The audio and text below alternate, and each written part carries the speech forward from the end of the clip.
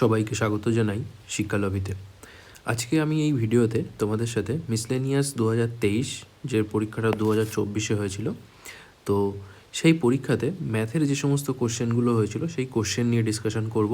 যে total 25খানা question আছে, সেই 25খানা কোশ্চেন নিয়ে আলোচনা করব।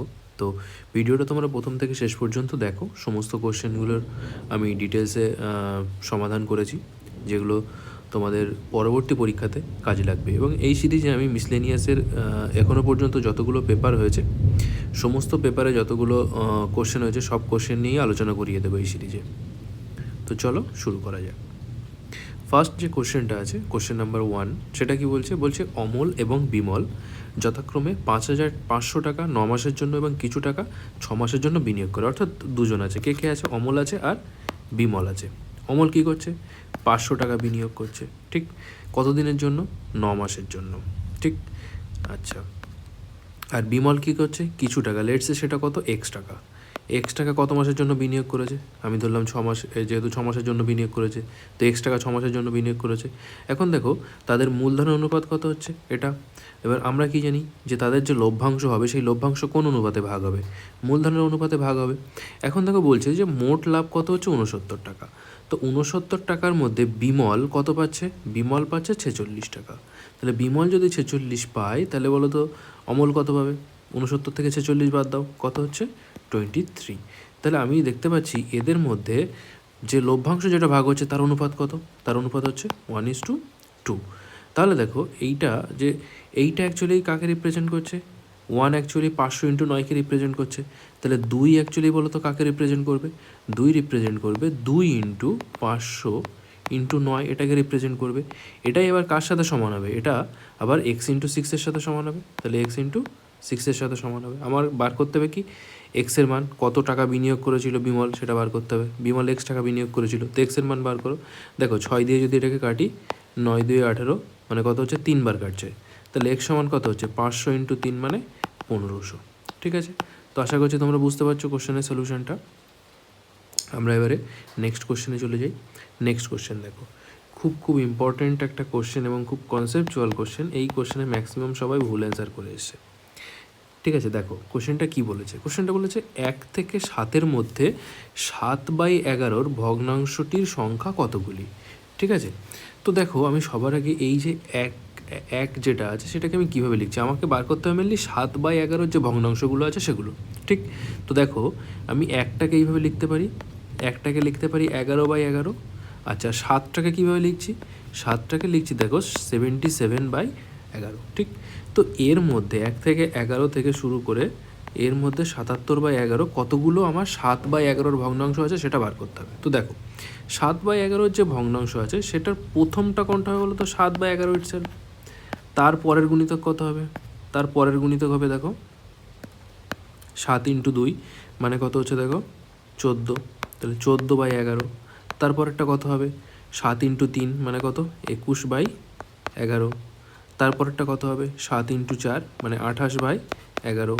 তারপরটা দেখো 35/11। তারপরটা 42/11। তারপরটা কত হচ্ছে? 49/11। এভাবে আমাকে দেখো 11/11 থেকে শুরু করে 77/11 পর্যন্ত যাব। তার মধ্যে 7-এর মাল্টিপলগুলো আমি দেখবো, ঠিক আছে। তো দেখো তারপরটা কত হচ্ছে, আমি দেখো ডিটেলসে করছি। আমি একবারে তোমাদেরকে মানে করে দিতে পারতাম 2 × 10, মানে 2 থেকে 10 পর্যন্ত হবে, তার মানে 9খানা হবে, কিন্তু আমি ডিটেলসে তোমাদেরকে বুঝিয়ে দিচ্ছি। তারপরে কত হচ্ছে? 7 7 49 হলো, 27টা কত হচ্ছে? 56, 56/11। তারপরটা কত হচ্ছে? 7 9 63/11। তারপরটা কত হচ্ছে? 7 10 70/11। তারপরটা কত হবে দেখো? তারপরেরটা হবে 7 11 77/11। অর্থাৎ দেখো 11/11 থেকে শুরু করতে বলছে, তো 11/11, এই যে 7/11 আছে সেটা কি হচ্ছে? 11/11 থেকে ছোট, তাহলে এটাকে নেওয়া যাবে না। আচ্ছা, এদিকে 77/11 নেওয়া যাবে না, কারণ কি 1 থেকে 7-এর মধ্যে বলেছে। তো দেখো এর মধ্যে কতগুলো, মানে 7/11 মাল্টিপল কতগুলো হচ্ছে? 1 2 3 4 5 6 7 8 9। তাহলে টোটাল কতগুলো আমরা পেলাম? টোটাল 9। তাহলে এই কোশ্চেনের অ্যান্সার কত হবে? 9। আই থিঙ্ক বুঝতে পেরেছো তোমরা। নেক্সট কোশ্চেন দেখো। নেক্সট কোশ্চেন বলছে কোনো একটি সংখ্যার একক স্থানীয় অঙ্ক এবং দশক স্থানীয় অঙ্কের যোগফল 9। দেখো এই ধরনের কোশ্চেন আমরা x + y ধরেও করতে পারি, xy ধরেও করতে পারি, কিন্তু যেহেতু কোশ্চেনটা খুব ইজি আছে বলে আমি xy ধরে করবো না, একদম ইজিলি হয়ে যাবে। দেখো বলছে অঙ্কদ্বয়ের স্থান পরিবর্তন করলে পূর্বের এবং বর্তমান সংখ্যাদ্বয়ের অন্তর কত হচ্ছে 9। তাহলে দেখো প্রথম দুটো লাইন আছে, একটা হচ্ছে অঙ্ক দুটো যেটা আছে তাদের যোগফল কত হচ্ছে 9। দেখো 72 যদি আমরা দেখি তাহলে 7 আর 2 9 হচ্ছে, প্রথম কন্ডিশন ম্যাচ করলো।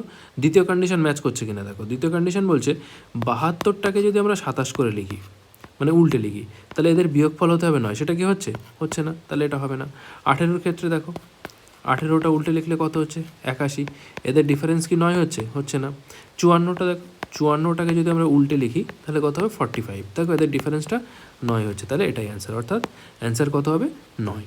ঠিক, পরের কোশ্চেন দেখো, বলছে মিতা এবং অরুণ প্রথমে যথাক্রমে 700 টাকা এবং 900 টাকা নিয়ে একটি ব্যবসা শুরু করলো। 4 মাস পরে মিতা আরও 500 টাকা যোগ করলো এবং অরুণ একই সময়ে 300 টাকা তুলে নিল। তাহলে কে কে আছে, মিতা আছে আর অরুণ আছে। কি করছে, মিতা করছে 700 টাকা বিনিয়োগ করছে, আর অরুণ কত বিনিয়োগ করছে 900 টাকা।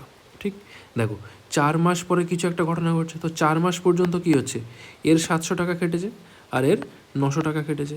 এরপরে কি হচ্ছে, 4 মাস পরে মিতা আরও 500 টাকা যোগ করেছে, তাহলে মিতার টাকাটা কত হয়ে গেল তখন 1200 টাকা। এই 1200 টাকাটা যদি 1 বছর পর্যন্ত কাটে তাহলে কত মাস কেটেছে, এদিকে 4 মাস হয়ে গেছে, বাকি থাকছে কত 8 মাস। তো এখানে দেখো একইভাবে এর ক্ষেত্রে বাকি টাকাটা 8 মাস কাটবে। এর ক্ষেত্রে কী হচ্ছে, অরুণের ক্ষেত্রে অরুণ 300 টাকা তুলে নিচ্ছে, তাহলে 300 টাকা যদি তুলে নেয় কত টাকা থাকবে 600 টাকা, 600 টাকাটা 8 মাস কাটছে।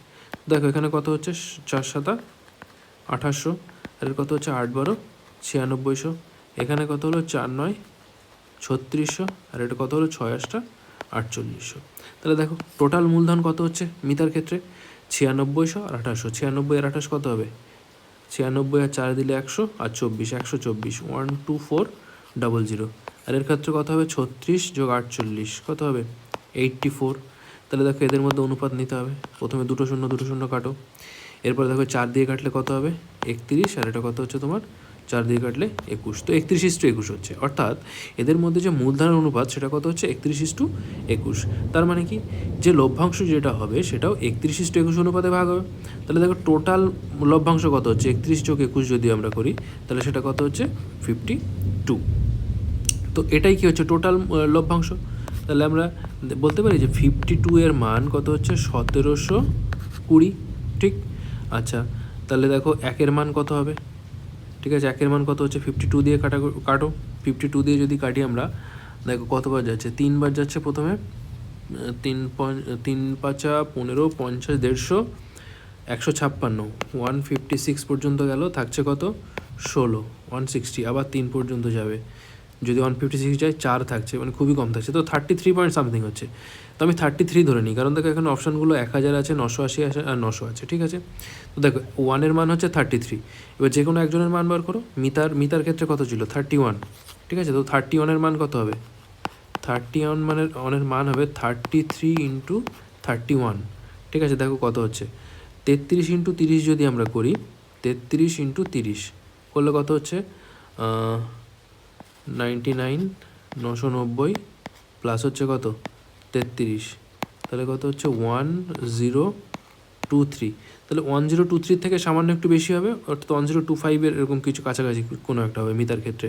তো অপশানগুলো দেখো, এর ক্ষেত্রে 1000 আছে, 1000-এর থেকে বেশি হয়েছে অনেক, 980 900 হবে না, এটাই অ্যান্সার হবে অপশান ডি। কারণ দেখো একটাই অপশান, মানে কোনো অপশানই স্যাটিসফাই করছে না। দেখো 1023 আর 1000-এর মধ্যে অনেক ডিফারেন্স আছে এখানে, তো সুতরাং অপশান ডি এক্ষেত্রে অ্যান্সার হবে। ঠিক, নেক্সট কোশ্চেন দেখে নাও, বলছে 1 থেকে 100 পর্যন্ত স্বাভাবিক সংখ্যাগুলোর যোগফল কত হবে। তো 1 থেকে 100 পর্যন্ত স্বাভাবিক সংখ্যাগুলো কী কী, প্রথম সংখ্যাটা কত হবে 1, তারপরটা 2, তারপরটা 3, এইভাবে 1 থেকে কত পর্যন্ত 100 পর্যন্ত সংখ্যাগুলোর যোগফল বার করতে হবে।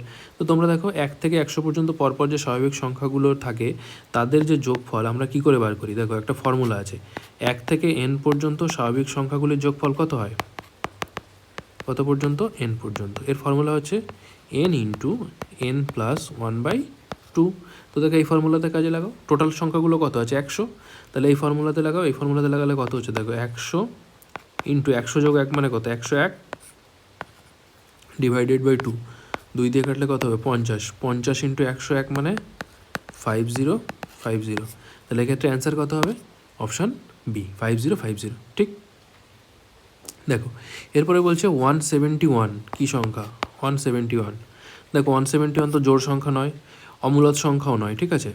অমূলদ সংখ্যা মানে যে সংখ্যাকে P/Q আকারে প্রকাশ করা যায় না, P/Q আকারে প্রকাশ করা যায় না। তো এই সংখ্যাকে 171/1 আকারে তুমি প্রকাশ করতে পারবে, ঠিক আছে?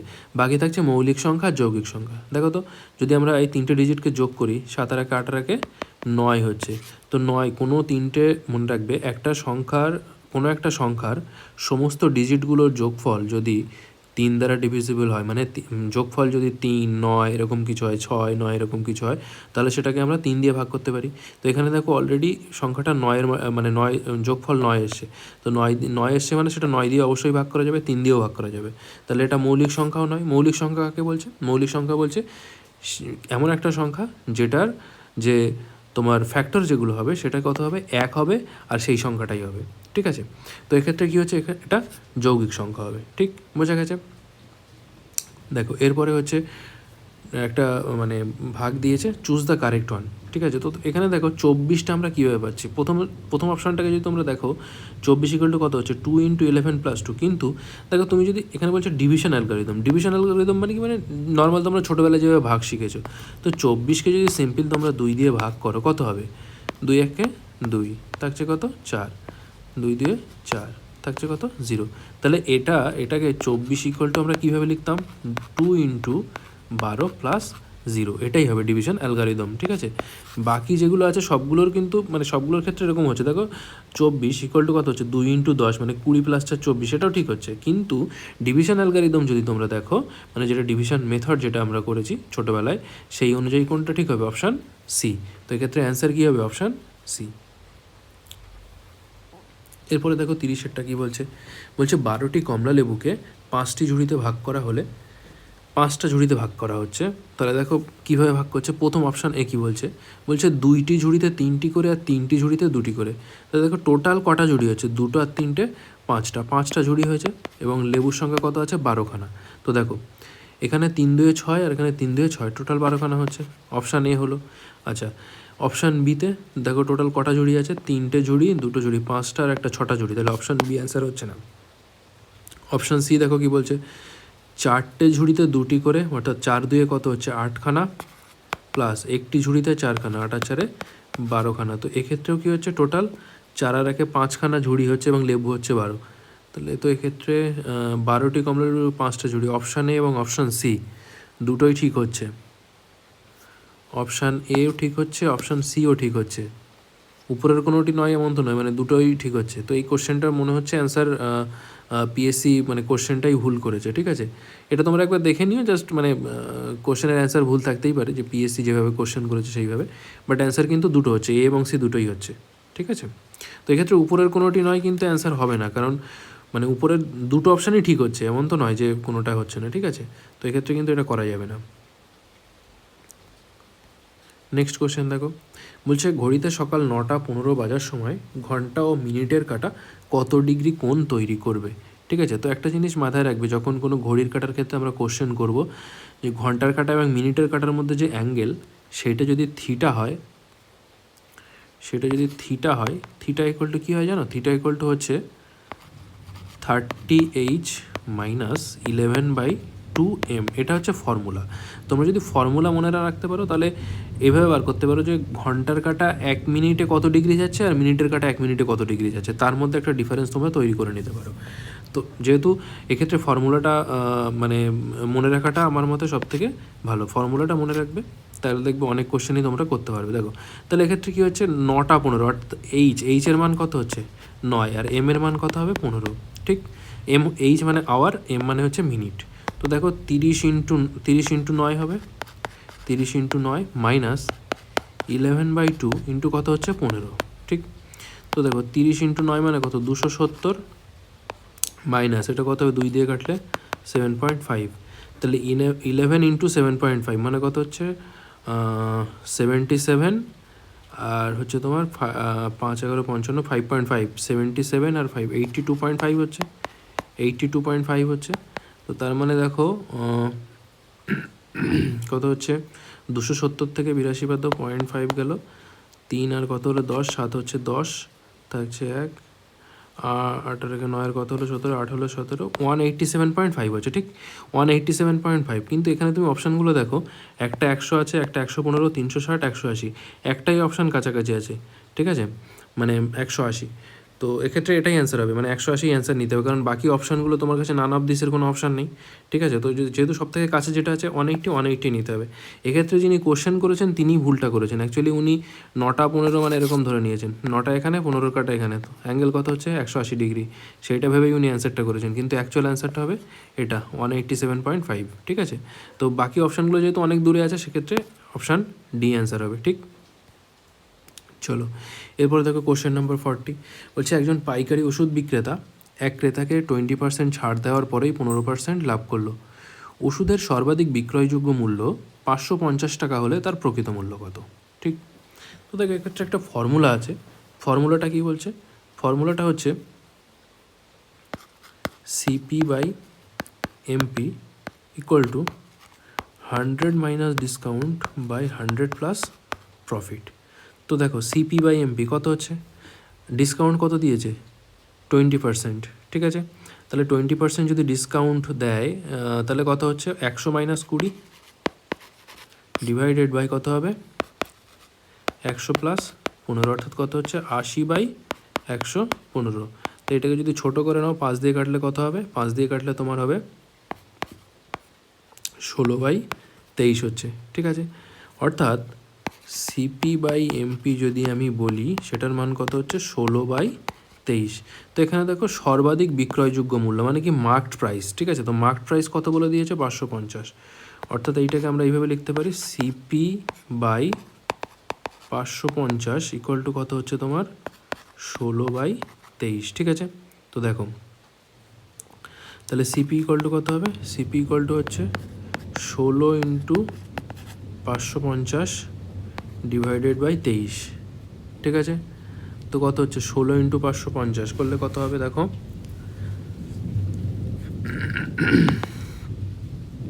0, 5 মাসির 0 হাতে থাকছে 8, 5 মাসি আর 8 88, 88/23। তো 23 দিয়ে কাটো, 23 দিয়ে কাটাকুটি করলে কত হবে, কতবার কাটছে দেখো 23 3 23 কত হচ্ছে 69 থাকছে কত 69 1 18 19 19 থাকছে 190, কতবার যাবে দেখো 8 বার যাবে, 8 23 কত হচ্ছে 8 20 160 আর 3 24, 160 আর 24 কত 184 থাকছে কত 6, ঠিক 60, তার মানে 23 2 46 থাকছে কত 46 14 থাকছে, তাই তো 46, হ্যাঁ 14 থাকছে, তার মানে 382 পয়েন্ট সামথিং হবে।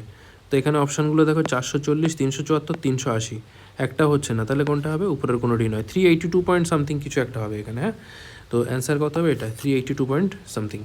তো অপশান কোনটা হবে, অপশান ডি এক্ষেত্রে অ্যান্সার হবে, ঠিক।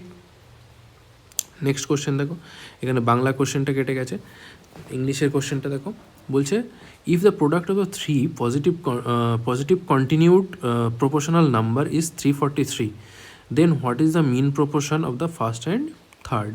মানে তিনটি ক্রমিক সমানুপাতি নাম্বার আছে, তাদের যদি ক্রমান্বয়ে গুণ করা হয় তাহলে কি হচ্ছে, রেজাল্ট হচ্ছে 343। তাহলে প্রথম ও তৃতীয়টির মধ্য সমানুপাতি কত। তো আমি এক্ষেত্রে ধরে নিচ্ছি যে তিনটি সংখ্যা কত কত হচ্ছে এ বি আর সি। তো এরা যদি মানে কন্টিনিউড প্রপোর্শনে থাকে তাহলে সেটাকে আমরা কীভাবে লিখি, সেটাকে আমরা লিখি এ বাই বি ইকুয়াল টু কত হচ্ছে বি বাই সি, অর্থাৎ বি স্কোয়ার ইকুয়াল টু কত হবে এসি, ঠিক। আবার এখানে বলে দিয়েছে তিনটি পরপর সংখ্যার গুণফল কত হচ্ছে দেখো, অর্থাৎ এ ইন্টু বি ইন্টু সি যদি আমরা করি তাহলে কত হচ্ছে 343 হচ্ছে, ঠিক। তাহলে আবার দেখো এখানে আমি এ আর এসি যেটা আছে সেটাকে আমি বি স্কোয়ার দিয়ে রিপ্লেস করছি, তাহলে B square into B equal to কত হবে 343 হবে।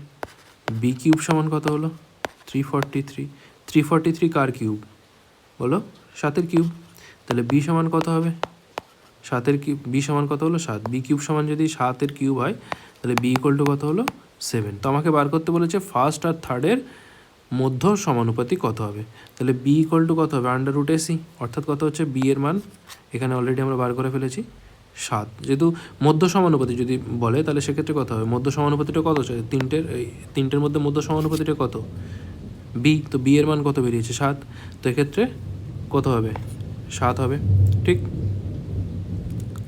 আচ্ছা এরপরে দেখো একটা সিরিজ আছে, ঠিক আছে, বলছে 5, 7, 8, 6, 8, 12, 7, 9 কত হবে, ঠিক আছে।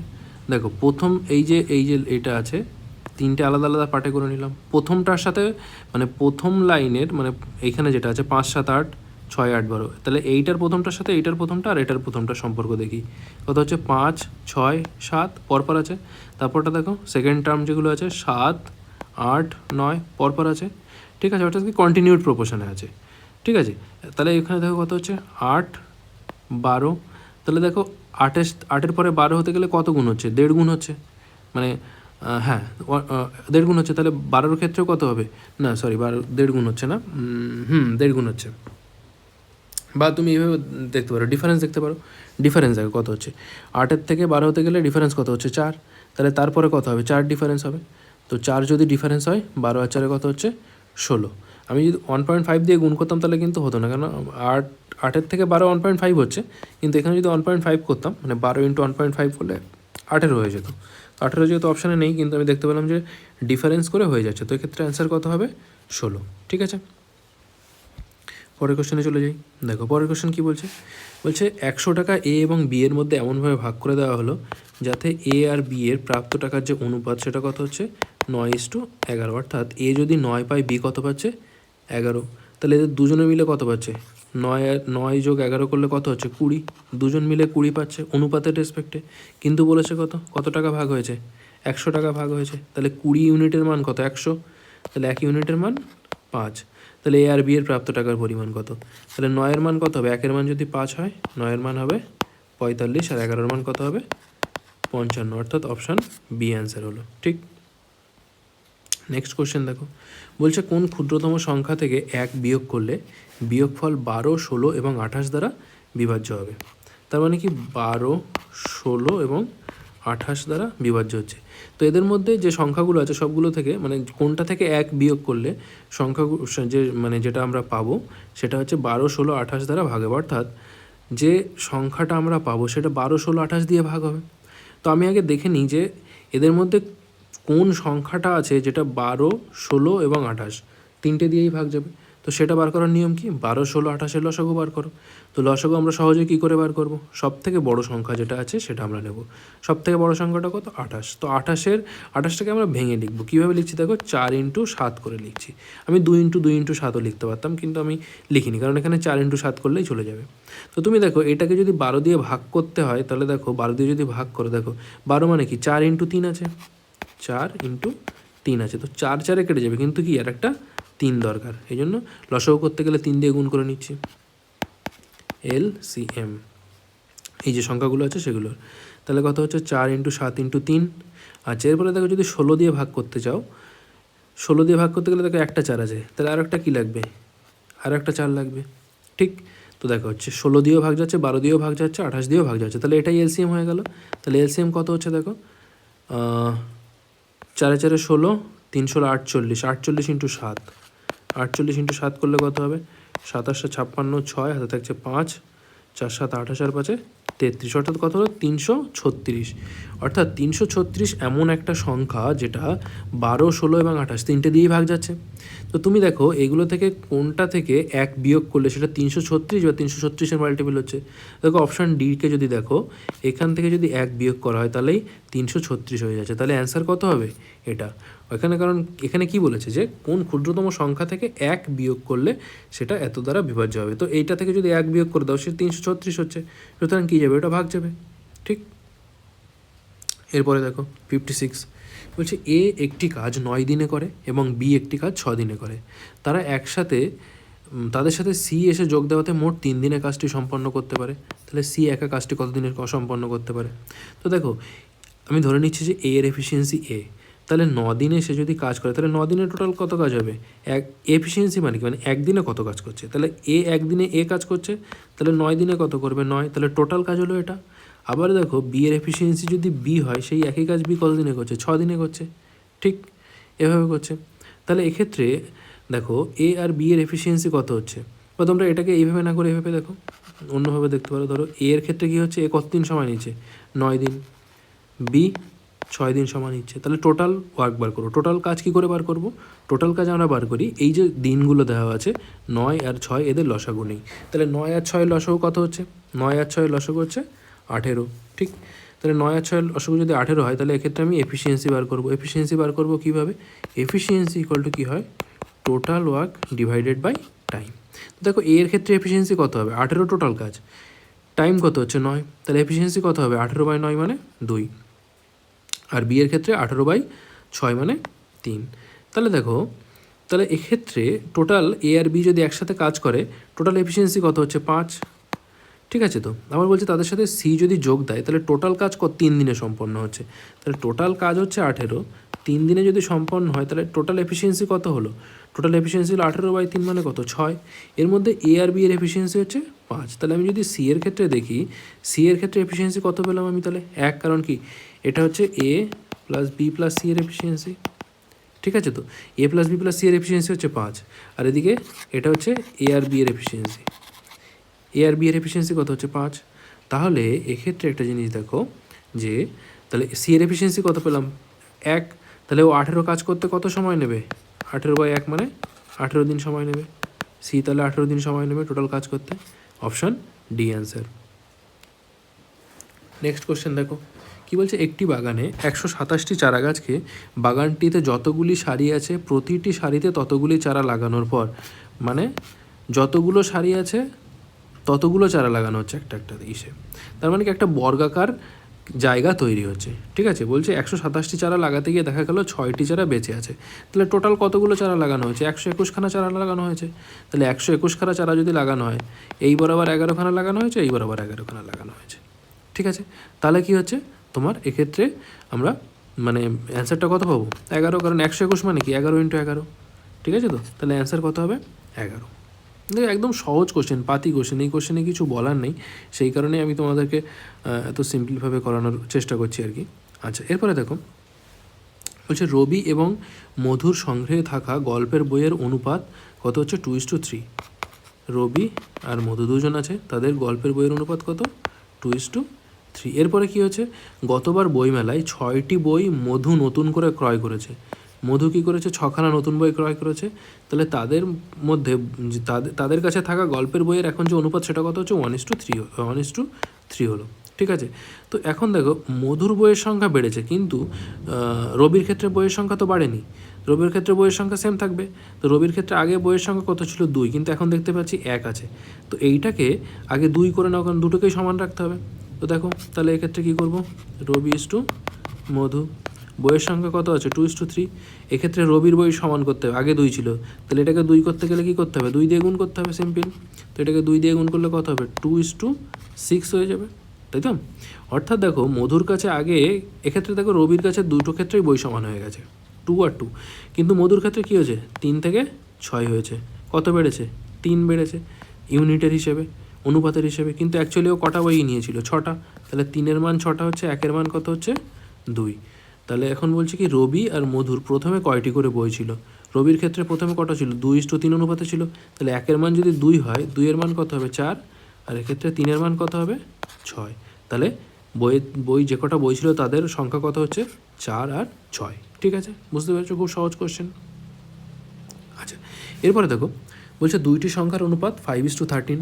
যদি গসাগু 11 হয়, তাহলে সংখ্যা দুটি কত? ঠিক আছে, দেখো দুটো সংখ্যার অনুপাত যদি 5:13 হয়, তাহলে আমরা কীভাবে লিখতে পারি? সংখ্যাগুলো কত কত হবে? 5x আর 13x। তো এদের মধ্যে গসাগু কোনটা হয়? x। তাহলে সংখ্যাগুলো কত হবে? আর এখানে গসাগুর মানই দেওয়া আছে কত? 11। তাহলে x = 11 বলতে পারি।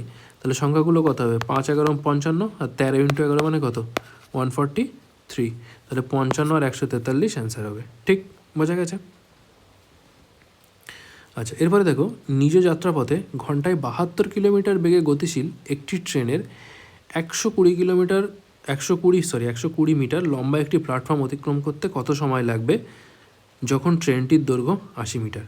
তো একটা জিনিস মাথায় রাখবে, যখন একটি ট্রেন কোনো একটা প্ল্যাটফর্মকে অতিক্রম করে, ট্রেন নিজের দৈর্ঘ্য প্লাস হচ্ছে প্ল্যাটফর্মের দৈর্ঘ্য অতিক্রম করে, তাহলে এক্ষেত্রে যে টোটাল দৈর্ঘ্য যেটা অতিক্রম করা হচ্ছে ডিস্টেন্স, সেটা কত হবে? 120 + 80 মানে কত হচ্ছে? 200 মিটার। আচ্ছা, আর এক্ষেত্রে দেখো যখন ট্রেনটা নিজে অতিক্রম করছে তখন মানে কী করবে, শুধুমাত্র নিজের গতিবেগেই অতিক্রম করবে। তো নিজের গতিবেগ কত এখানে, 72 কিলোমিটার। তাহলে স্পিড ইকুয়াল টু কত, 72 কিলোমিটার। এটাকে মিটার পার সেকেন্ডে নাও, কারণ না অ্যান্সার সেকেন্ডে আছে আর এটা মিটারে আছে। তো মিটার পার সেকেন্ডে যদি নিতে হয় কত দিয়ে গুণ করবো, কিলোমিটার পার আওয়ারকে যদি মিটার পার সেকেন্ডে নিতে হয়, এটা ছিল কিলোমিটার পার আওয়ারে, ঠিক আছে। তো মিটার পার সেকেন্ডে নিতে গেলে কী করবো, 5/18 দিয়ে গুণ করবো, এত মিটার পার সেকেন্ড, 18 দিয়ে কাটলে 4 বার, তাহলে 4×5 কত হচ্ছে 20 মিটার পার সেকেন্ড। তাহলে যে টাইম লাগবে, টাইম ইকুয়াল টু কী হবে, ডিস্টেন্স বাই স্পিড। ডিস্টেন্স কত হচ্ছে 200, আর তোমার স্পিড কত হচ্ছে 20, 200/20 মানে কত 10 সেকেন্ড। তো এক্ষেত্রে অ্যান্সার কত হবে 10 সেকেন্ডস, ঠিক আছে, বোঝা গেছে। পরের কোশ্চেন দেখো, বলছে 120 কিলোমিটার দূরবর্তী দুটি স্টেশন থেকে বিপরীতমুখী দুটি ট্রেন 60 কিলোমিটার পার ঘন্টা এবং 30 কিলোমিটার পার ঘন্টা বেগে একই সময় যাত্রা আরম্ভ করে। অধিক গতিসম্পন্ন ট্রেনটি 40 মিনিট যাত্রা করার পর দাঁড়িয়ে যায়। অপর ট্রেনটি কতক্ষণ পর প্রথম ট্রেনটির সাথে মিলিত হবে সেটা বার করতে হবে, ঠিক। দেখো দুটো ট্রেন, একটা ধরো এ আর একটা হচ্ছে বি। আচ্ছা, এদের মধ্যে ডিস্টেন্স কত, 120 কিলোমিটার, ঠিক আছে। এ থেকে যে ট্রেনটা যাচ্ছে তার গতিবেগ কত, 60 কিলোমিটার পার আওয়ার, আর বি থেকে যে আসে তার স্পিড হচ্ছে 30 কিলোমিটার পার আওয়ার।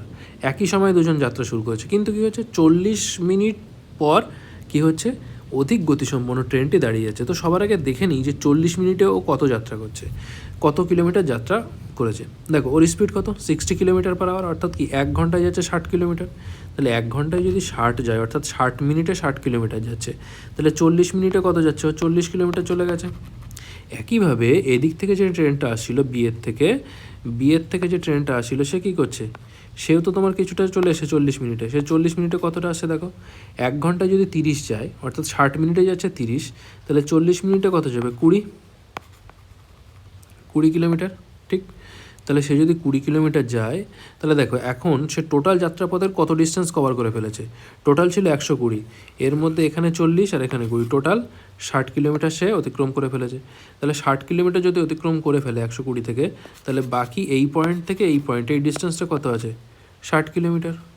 এই যে 60 কিলোমিটার যেটা আছে সেটা কে অতিক্রম করছে, স্লোয়েস্ট ট্রেন যেটা আছে, কারণ কি যেটা মানে যার অধিক গতিসম্পন্ন যে ট্রেনটি সে কিন্তু এই জায়গাতে দাঁড়িয়ে গেছে। তাহলে এই 60 কিলোমিটারটা কে অতিক্রম করবে, ধীর গতিসম্পন্ন ট্রেন। তাহলে ধীর গতিসম্পন্ন ট্রেন এই 60 কিলোমিটার কতক্ষণে অতিক্রম করবে, তার স্পিড যদি 30 কিলোমিটার পার আওয়ার হয়, তাহলে 60 কিলোমিটার অতিক্রম করতে কত লাগবে, 60/30 মানে 2 আওয়ার, 2 ঘন্টা। তো দেখো বলছে অপর ট্রেনটি কতক্ষণ পর প্রথম ট্রেনটির সাথে মিলিত হবে। এখান থেকে শুরু করে এইটুকুর জন্য কত হচ্ছে 40 মিনিট, আর এখানে কত হচ্ছে 2 ঘন্টা। তাহলে 2 ঘন্টা 40 মিনিট, অর্থাৎ কত হচ্ছে 120 + 40, অর্থাৎ 160 মিনিট পর তারা মিলিত হবে, ঠিক আছে। তো 160 মিনিট পরে তারা মিলিত হবে। আশা করছি বুঝতে পেরেছো কোশ্চেনটাকে ছোটো করে মানে ব্রেক করে নিতে হবে সেকশন, মানে প্রত্যেকটা পার্টে যদি ভেঙে ভেঙে করো খুব সহজেই কোশ্চেনটা সলভ হবে, ঠিক।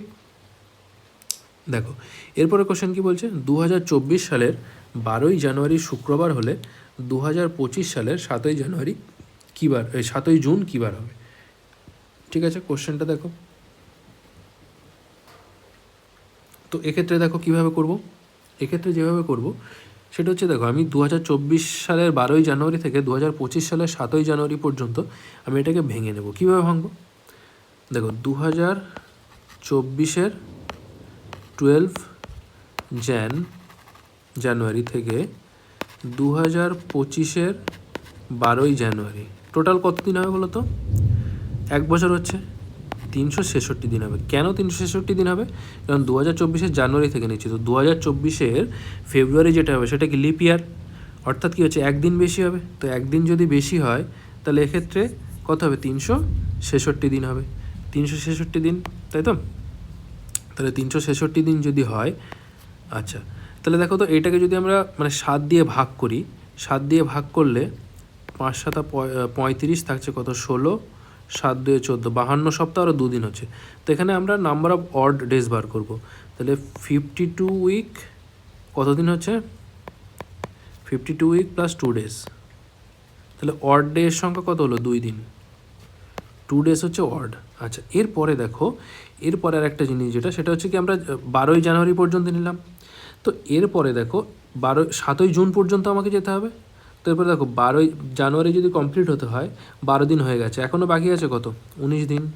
আচ্ছা 2025-এর ফেব্রুয়ারি কত দিনে হবে 28 দিনে, মার্চ কত দিনে 31 দিনে, এপ্রিল 30 দিনে, মে মাস কত দিনে হচ্ছে 31 দিনে, আর জুনের 7 দিন, তাই তো। তাহলে টোটাল কত হচ্ছে দেখো, 7 আর 1 8, 8 আর 1 9, 9 আর 1 17 আর 9 26-এর 6 হাতে থাকছে 2, 3 আর 2 5, 5 আর 3 8, 8 আর 3 11, 11 2 13 আর 1 14, তাহলে 146। এখানে হচ্ছে 146 অড ডেস আর এখানে 2 দিন, তাহলে টোটাল অড ডের সংখ্যা কত হলো 146 + 2 148 ডেজ, ঠিক আছে 148 ডেজ। তাহলে 148 ডেজকে তোমরা যদি 7 দিয়ে ভাগ করো কত হচ্ছে 7 2 14 আর 7 1 7, 147 পর্যন্ত চলে যাচ্ছে, 147 ডেজ প্লাস হচ্ছে 1 ডে, ঠিক আছে। তাহলে অড ডের সংখ্যা কত হলো 1 দিন, তাহলে 1 দিন মানে কি, মানে 1 দিন হচ্ছে এক্সট্রা হচ্ছে, তাই তো।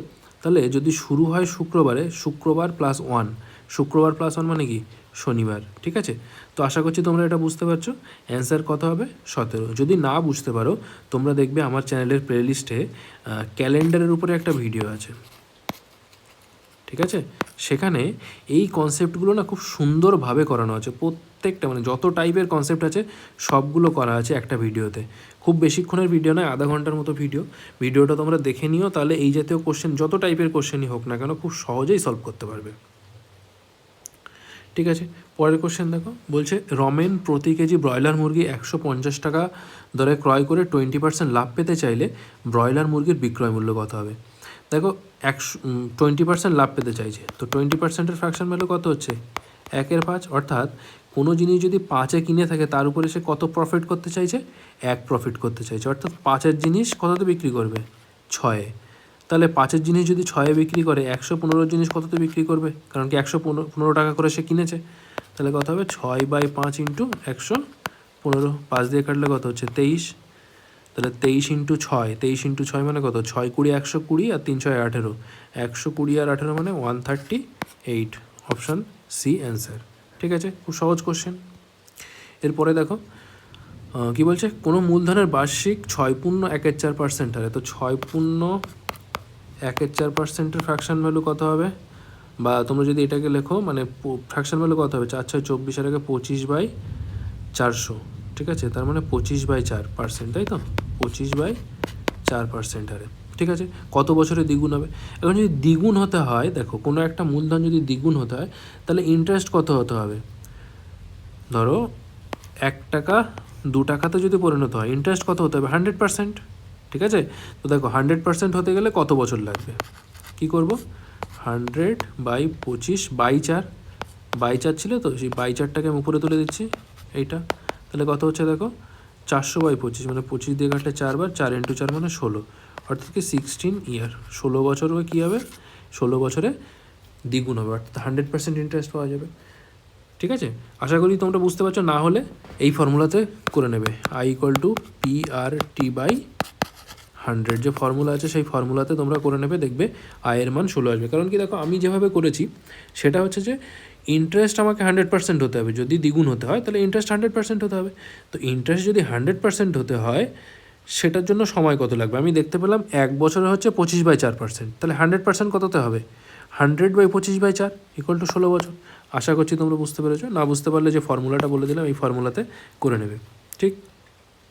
আচ্ছা এরপরে দেখো বলছে মূলদ সংখ্যার মান, তো মূলদ সংখ্যার মান আবৃত দশমিক প্রকাশযোগ্য, আবৃত দশমিকে প্রকাশযোগ্য নয়, সর্বদা আবৃত দশমিকে প্রকাশযোগ্য, আর উপরের কোনোটিই নয়। তো মূলদ সংখ্যা কাকে বলছে, কোনো একটা সংখ্যাকে যদি আমরা P/Q আকারে লিখতে পারি যেখানে Q ≠ 0, তাহলে সেই সংখ্যাটা কী হচ্ছে তোমার মূলদ সংখ্যা বা রেশনাল নাম্বার, ঠিক আছে।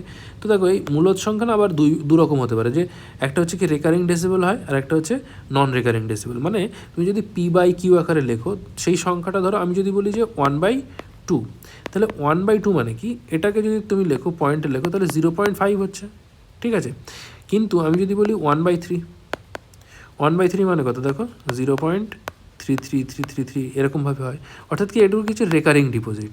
তো কি হচ্ছে যে এই যে মানে ইয়েটা হলো, মানে রেশনাল নাম্বার যেটা হলো, মূলদ সংখ্যা যেটা হলো, সেটা কি এইগুলোকে বলা হচ্ছে আবৃত দশমিক বা রেকারিং ডিপোজিট, মানে সরি রেকারিং ডিপোজিট না, রেকারিং ডেসিমাল, ঠিক আছে। তো এটাকে কি বলছে, মানে আবৃত দশমিকে প্রকাশযোগ্য, এটাকে বলা হচ্ছে আবৃত দশমিক। তো এটা তোমরা দেখতেই পাচ্ছ যে আবৃত দশমিকে কি হচ্ছে, প্রকাশযোগ্য হচ্ছে, ঠিক।